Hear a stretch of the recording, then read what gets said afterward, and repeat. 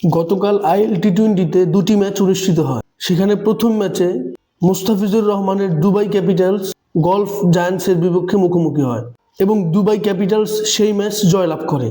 এই জয়ে দলের হয়ে সবচেয়ে বড় ভূমিকা রাখেন মুস্তাফিজুর রহমান। তিনি একাই 3 ওভার 5 বলে 34 রান দিয়ে 3 উইকেট তুলে নেন, যেটা ছিল ম্যাচের টার্নিং পয়েন্ট, এবং তিনি এই ম্যাচের ম্যান অফ দ্য ম্যাচ হয়েছেন। এবং এই টুর্নামেন্টে হাইস্ট উইকেট টেকারের রেসে মুস্তাফিজুর রহমান খুব ভালোভাবে রয়েছেন। অপরদিকে দিনের দ্বিতীয় ম্যাচে সাকিব আল হাসানের এমআই এমিরেটস ডিসার্টস ভাইপার্সের মুখোমুখি হয় এবং এমআই এমিরেটস এই ম্যাচ জয়লাভ করে। এই জয়ের পিছনেও দলের হয়ে সবচেয়ে গুরুত্বপূর্ণ ভূমিকা পালন করেন সাকিব আল হাসান। বল হাতে 4 ওভারে 15 রান দিয়ে 2 উইকেট নিয়ে নেন।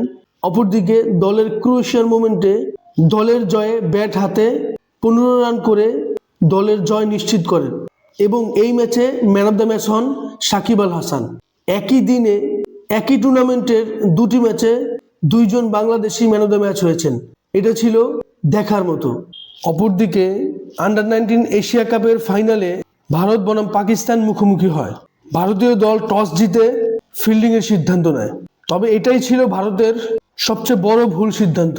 কেননা পাকিস্তানি ব্যাটাররা ইনিংসের শুরু থেকেই আক্রমণাত্মক এবং বড় টার্গেটের জন্য ব্যাটিং করে, যার ফলে পাকিস্তানের হয়ে আহমেদ হুসাইন 50 তুলে নেন এবং সামির মিনহাজ 172 রানের বিশাল ইনিংস খেলেন এবং পাকিস্তান দল নির্ধারিত 50 ওভারে 8 উইকেট হারিয়ে 347 রান করতে সক্ষম হয় এবং ভারতীয় দল ঠিক এইখানেই ম্যাচ হেরে যায়।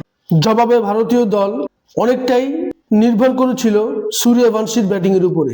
যদি আজকের এই ম্যাচে সূর্যবংশী 20 ওভার খেলতে পারত, ভারতীয় দল এই 350 মতো রান 35 থেকে 40 ওভারের মধ্যেই চেস করে ফেলতো। তবে সূর্যবংশী যে প্রতিদিন খেলবে এটা কি করে হয়? তিনি দুর্দান্ত সূচনা করেন, ইনিংসের প্রথম বলে 6 মারেন। তিনি যখন 25 রানে, তখন তার ক্যাচ পাকিস্তানি ফিল্ডাররা ছেড়ে দেয়।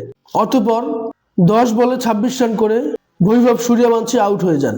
এর পরবর্তীতে ভারতীয় ব্যাটাররা রানের প্রেসারে বোলারদের লেন্থের সামনে এলোমেলো হয়ে যায়।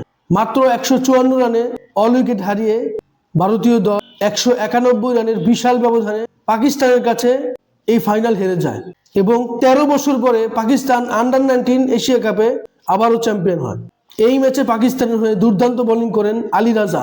তিনি 42 রান দিয়ে 4 উইকেট তুলে নেন এবং ম্যান অফ দ্য ম্যাচ হয়েছেন সামির মিনহাজ এবং ম্যান অফ দ্য সিরিজও হয়েছেন সামির মিনহাজ, যেটা হওয়ার কথা ছিল বৈভব সূর্যবংশীর। এই নিয়ে আপনার কোনো মতামত থাকলে অবশ্যই আমার সাথে শেয়ার করবেন। ভিডিওটি ভালো লাগলে লাইক, কমেন্ট, শেয়ার, সাবস্ক্রাইব করবেন। ধন্যবাদ।